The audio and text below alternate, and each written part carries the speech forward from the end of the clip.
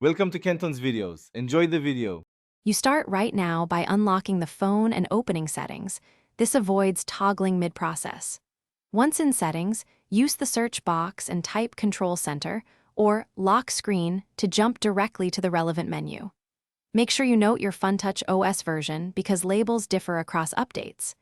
If search returns nothing, navigate through Security and Privacy or Display settings. These steps speed up access and prevent guessing, so you can change the lock screen control behavior immediately without extra navigation. Once done, tap the Control Center or Shortcuts and Control Center entry to reveal options. This is where toggles live. Look specifically for a label like Show on Lock Screen, Access from Lock Screen, or Allow on Lock Screen. If the setting is nested, open the Lock Screen or Notifications submenu to find it. You want the toggle that prevents swipe-down access when the device is locked. Disable that option.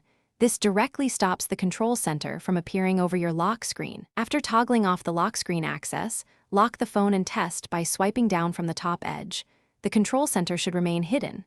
If it still appears, restart the phone to force settings to apply. Make sure you didn't disable a different shortcut by mistake.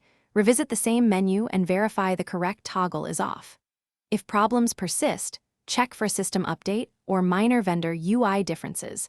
Sometimes the option is moved or renamed in a firmware update, so update and recheck. Thanks for watching. Consider subscribing if we helped you.